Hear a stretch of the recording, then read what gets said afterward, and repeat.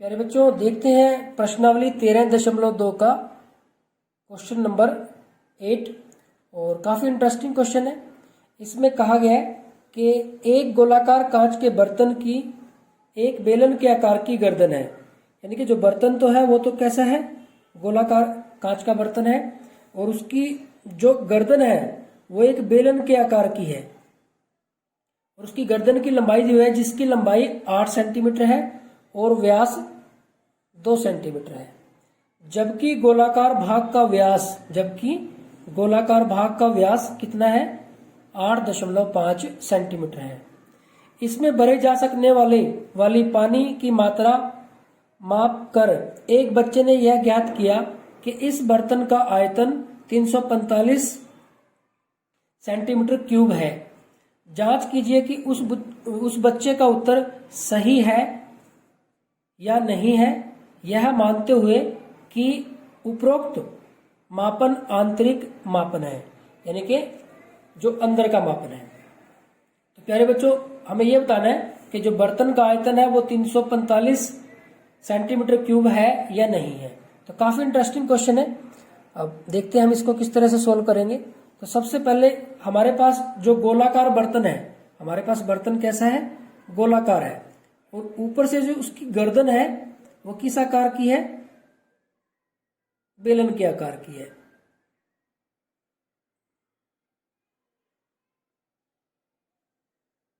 ये उसकी गर्दन है बेलन के आकार की, और वैसे वो है कैसा, गोलाकार।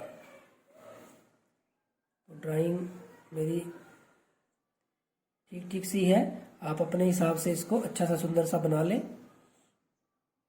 अब आप देखें, इसमें कहा गया है कि इसका जो ऊपर बेलनाकार भाग है उसका जो व्यास है वो 2 सेंटीमीटर है, 2 सेंटीमीटर, और इसकी जो गर्दन है इसकी भी लंबाई दी हुई है 8 सेंटीमीटर, और जो गोलाकार भाग है इसकी त्रिज्या बता दी गई है। इसकी त्रिज्या कितनी बताई, इसका गोलाकार भाग का व्यास बताया गया। मान लो यहाँ पे केंद्र है, तो ये जो व्यास है ये 8.5 सेंटीमीटर है। तो अब हमें इसका बर्तन का आयतन निकालना है। तो प्यारे बच्चों, आप देखेंगे कि अगर हम सबसे पहले वही लिख लेते हैं कि हमें निकालना क्या है, इससे पता चल जाएगा हमें किस किस चीज की जरूरत है। हमें चाहिए बर्तन का आयतन। तो ये हमें कैसे प्राप्त होगा, इसमें हम लिखेंगे कि बेलनाकार भाग का आयतन प्लस गोलाकार भाग का आयतन। गोलाकार भाग है जो इसका भाग का आयतन, ठीक है। अब जो बेलनाकार भाग है उसका आयतन मतलब πr²h, और जो गोलाकार भाग, गोले का आयतन 4/3 πr³। तो ये हमें चाहिए। अब आप देखेंगे कि एक तरफ हम किसके लिए, बेलनाकार भाग के लिए, बेलनाकार भाग के लिए कर लेते हैं, और एक तरफ गोलाकार भाग के लिए कर लेते हैं। आप देखेंगे कि बेलनाकार भाग के लिए व्यास कितना है, व्यास को हम d से लिखते हैं, डायमीटर। ये हमारे पास 2 सेंटीमीटर, तो त्रिज्या r कितनी होगी, व्यास बटे में 2, यानी कि 2/2 यानी कि 1 सेंटीमीटर, और इसकी लंबाई या ऊंचाई, लंबाई या फिर ऊंचाई h, ये है हमारे पास 8 सेंटीमीटर। तो यही चाहिए था हमें, त्रिज्या चाहिए थी और ऊंचाई चाहिए थी। अब गोलाकार भाग के लिए व्यास कितना है, d कितना है, 8.5 सेंटीमीटर। तो त्रिज्या r कितनी होगी, d/2, 8.5/2। ध्यान से देखो, 2 चौके 8, 2 दूनी 4, 1 बच गया, 2 पंजे 10। तो ये आ गया हमारे पास त्रिज्या। अब प्यारे बच्चों ये हम इसके अंदर रख देते हैं, ये मान हम इसके अंदर रख देंगे और इसको सोल्व कर देंगे। तो देखिए हमारे पास क्या मिलेगा। अब देखो प्यारे बच्चों दोनों का आर अलग अलग है, तो यहाँ पे जो बेलनाकार भाग है उसके लिए R1 लिख दो और इसके लिए R2 लिख दो। तो यहाँ पे हम R1 लिख देते हैं और यहाँ पे R2 लिख देते हैं। अब पाई दोनों में सेम है, पाई का मान वैसे यहाँ पे कहा कि 3.14 यूज कर ले, लेकिन वो भी अगर यूज करेंगे तो पाई को तो पहले जितना कॉमन आ सकता है उसको कॉमन निकाल देना चाहिए, क्योंकि इससे क्या होगा हमारी जो कैलकुलेशन है वो कम हो जाएगी, हमारी जो कैलकुलेशन है वो कम हो जाती है इससे अगर हम बाहर निकाल देते हैं।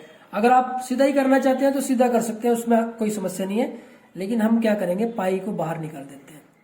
पाई को बाहर निकाल देते हैं तो अंदर आ जाएगा हमारे पास R1 square H plus 4/3 R2 cube. R common नहीं आएगा क्योंकि उस दोनों की त्रिज्या अलग अलग है। तो प्यारे बच्चों अब देखेंगे हम इसके लिए भी हम एक शीट रख लेते हैं।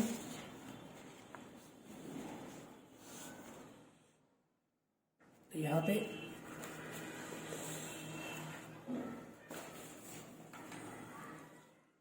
इसको थोड़ा ऊपर कर लेते हैं।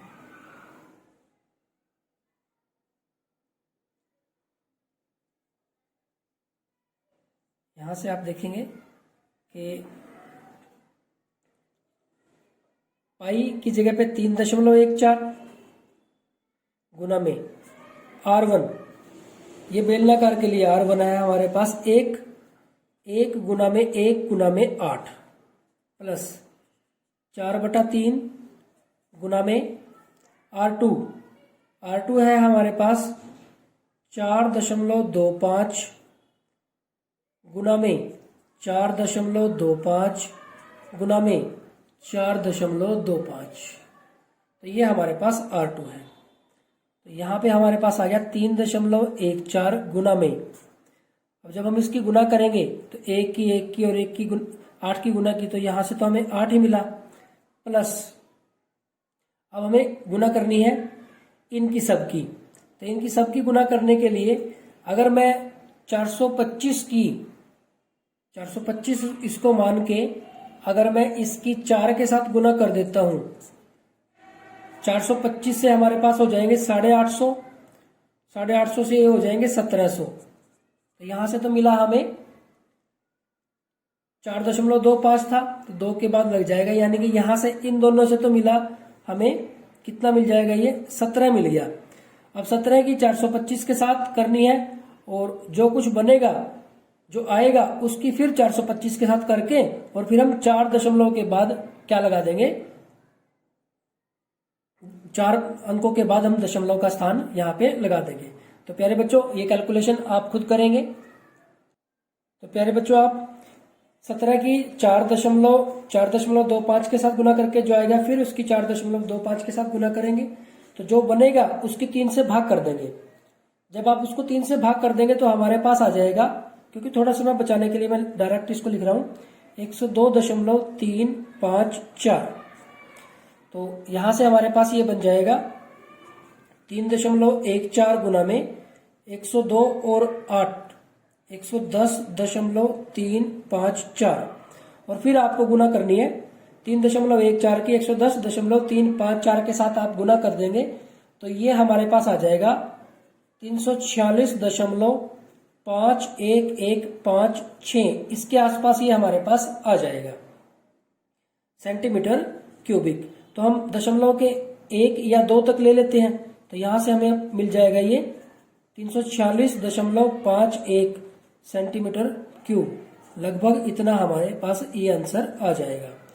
तो वो कह रहा है कि उस बच्चे का जो आंसर आया वो कितना आया था, 345 सेंटीमीटर क्यूब आया था। तो एक आंसर तो हमारे पास ये हो गया, और दूसरा आंसर तो हमसे पूछा गया है कि उस बच्चे का जो उत्तर है वो सही है या नहीं है। तो हम लिखेंगे कि बच्चे का उत्तर सही नहीं है। तो प्यारे बच्चे थोड़ा थोड़ा बहुत फ्रैक्शन हो सकती है, थोड़ा बहुत कम ज्यादा हो सकता है, क्योंकि आप कैलकुलेशन किस तरह से कर रहे हैं, पहले भाग करके फिर गुना कर रहे हैं या गुना करके भाग कर रहे हैं, लेकिन इतना डिफरेंस नहीं पड़ेगा कि आपका 346.4 आ जाए या 346.6 आ जाए, इस तरह तो हो सकता है, लेकिन इतना डिफरेंस नहीं होगा कि 345 आ जाए। तो यानी कि उस बच्चे द्वारा जो कैलकुलेशन है उसमें कहीं ना कहीं मिस्टेक हुई है, तो उसका इस वजह से उसका जो आंसर है वो गलत है। तो प्यारे बच्चों, यहाँ पे हमारे पास जो क्वेश्चन नंबर 8 है वो कंप्लीट हो जाता है। तो इस तरह से यहाँ पे हमारे पास जो एक्सरसाइज 13.2 है वो भी कंप्लीट हो जाती है, क्योंकि 13.2 में 8 ही क्वेश्चन थे हमारे पास और हमने ये अपना जो लास्ट क्वेश्चन है वो कंप्लीट कर लिया है। तो यहाँ पे हमारी जो एक्सरसाइज है वो कंप्लीट हो जाती है। तो ये लास्ट क्वेश्चन ये भी काफी इंटरेस्टिंग क्वेश्चन था। तो आप प्यारे बच्चों प्रैक्टिस लगातार करते रहें। Thank you very much.